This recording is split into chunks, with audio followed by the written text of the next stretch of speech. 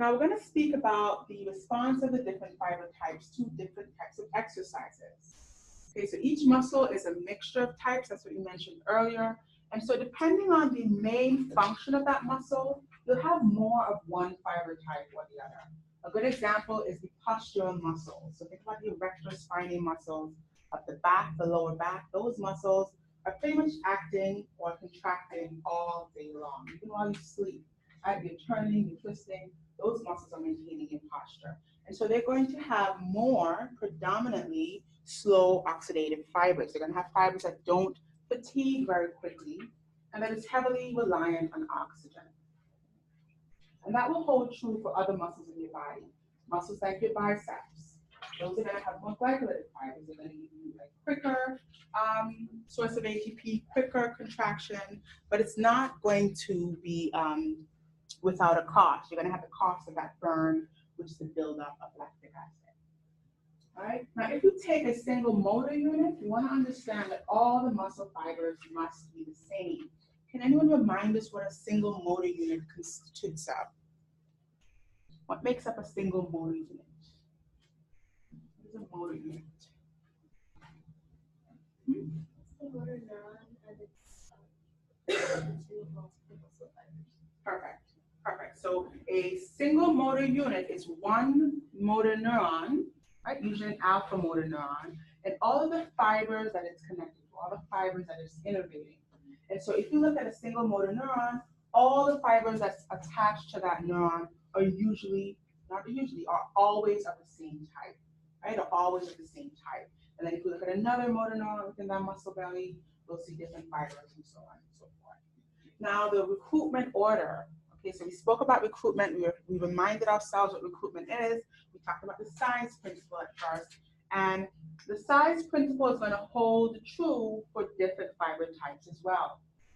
So we're going to recruit in the order of slow oxidative fibers first, fast oxidative fibers second, and then fast glycolytic fibers for more intense activities like sprinting, running, heavy lifting last. Okay? Now, why do you think we're recruiting slow oxidative fibers first? Think about the size principle. Why are we recruiting slow oxidative fibers first in terms of that order? They're smaller in diameter. Perfect. Okay, so recruitment is about efficiency for the body. The body wants to innervate or recruit or call on smaller muscles first. Smaller motor units, smaller motor neurons, smaller fiber diameters. Then it will gradually build to recruiting bigger muscles, bigger motor units, bigger motor neurons, and so on and so forth. And so the recruitment order here is going to follow that size principle as well. Slow oxidative fibers with a smaller diameter, then we proceed to fast glycolytic fibers, which have a bigger cross diameter. All right, now we're going to speak about fatigue. Fatigue.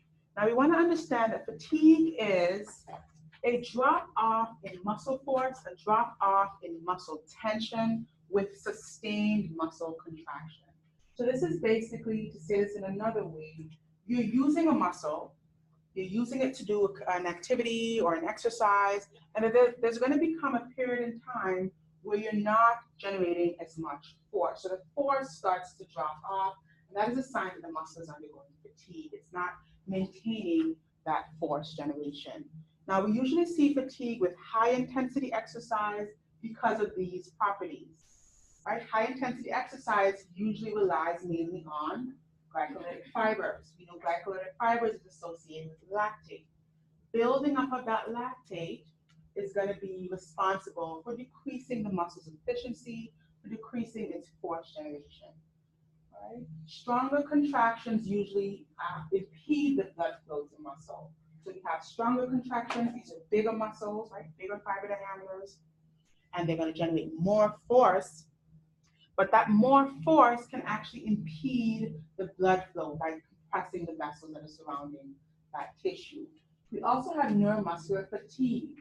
If you remember the steps at the neuromuscular junction, right? If you remember the acetylcholine in those vesicles, if you have less of that acetylcholine, you actually have a less efficient end plate potential. So you have less action potential that is being transmitted to that muscle. meaning you eventually will get weaker muscle contraction.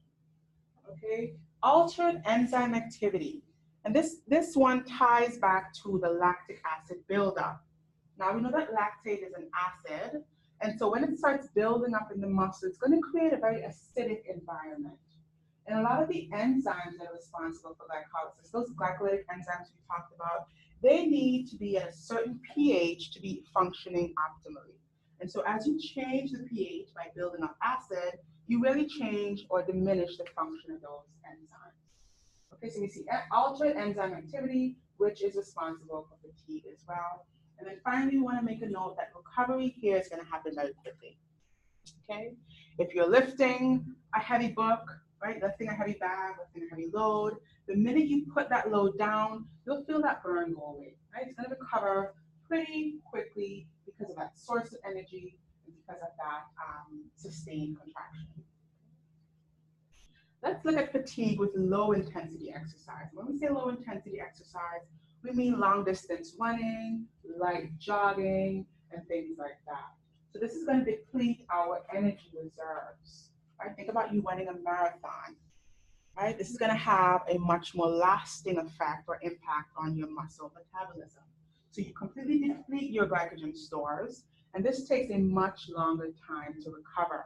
Right after you run a marathon, you have to rest for a week or maybe a couple of days to get over that fatigue. Right? So longer time to recover, low intensity exercise, depletion of those glycogen stores. Now the next point here I have is the psychological fatigue. And this is just acknowledging that there's a third component. There's an additional component to muscle contraction. And this is the will to win. This is the psychological component. So if you think about really good athletes, really strong athletes or sports people, usually they have this very well. So typically your muscle is trying to fatigue, right? You can't go anymore. And then there is an ability to push yourself internally that can sort of cancel out or overcome any physiological fatigue that you may feel. And this is what we call the will to win or strong will. And this is an additional component that should be acknowledged with regard to muscle contraction. Because you can overcome that fatigue by just sort of powering through it using your will. All right, now this graph is illustrating to us, based upon time and tension, how fatigue really occurs. So we stimulate this muscle, and we're generating a set amount of force, every time we stimulate the muscle continuously. So this is in the normal scenario. Now let's take a muscle that has undergone fatigue, or that is fatigued. You stimulate the muscle, it's going to generate that set amount of force, and then there will become a time, after a period of muscle contraction, where the tension that's produced eventually starts to drop off until there's a point where you stimulate that muscle and you get zero tension. That is complete fatigue.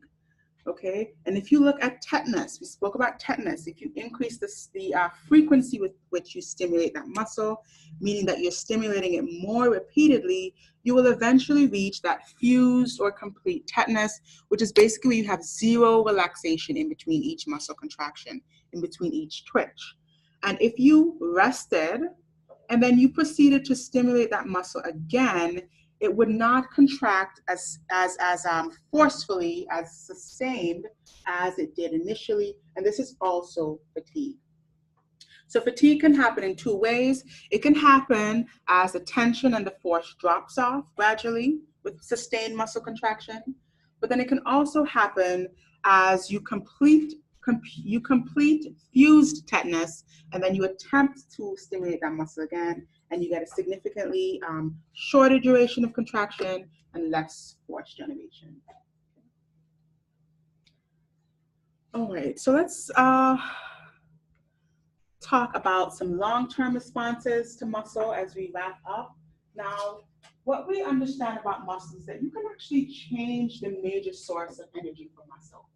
So let's say you are a long-distance runner and you start sprinting, change your passion, you start sprinting, you will eventually convert all of your muscle fibers, right? Let's say you have predominantly fast glycolytic fibers. you would convert those fibers to become oxidated fibers because now you're doing an activity that requires that type of metabolism. So let's say you're doing more aerobic exercises like swimming, light running, or jogging. You increase your oxidative capacity, so now your muscles will start to be trained to use oxygen. You can change those fibers. They can go from being fast glycolytic to being fast oxidative. You cannot change the speed of contraction. So if a muscle is fast, you cannot make it slow. If a muscle is slow, you cannot make it fast. But you can make a glycolytic fiber oxidative, and you can make an oxidative fiber glycolytic by changing the predominant type of exercises that you do. Similarly, if you're doing lots of high intensity exercises, you'll start to decrease your oxygen capacity. Muscle is going to start to switch to using predominantly glucose and glycolysis. You'll decrease your myoglobin, you'll decrease your mitochondria, you'll decrease your fiber diameter, but you will become more resistant to fatigue, and that's the price to pay of using anaerobic glycolysis primarily. Okay, so these are some of the long-term responses for muscle with certain activities. And then finally, we'll just mention that disuse atrophy is basically where we lose myofibrils as the muscle size decreases. So we spoke about this last time. We said that a person was born with a set amount of muscle fibers, and that doesn't change. That doesn't change within an individual. That maintains the same. But let's say you go to the gym and you bulk up a muscle group. What you do is increase the amount of myofibrils that's inside that muscle fiber. So you can't change your muscle fibers. You can't add muscle fibers. You can add myofibrils inside each muscle fiber, and that makes it appear bigger. Now, with that same understanding, if you stop using a muscle, let's say you stop going to the gym, or you're bedridden or bedbound, and so you don't have as much muscle activity, you get what's called disuse atrophy, which is basically where that muscle becomes smaller. And again, we're not taking away muscle fibers, we're not decreasing muscle fibers, we're simply decreasing the amount of myofibrils that's inside each muscle fiber. Okay, that's how we get atrophy. Alrighty.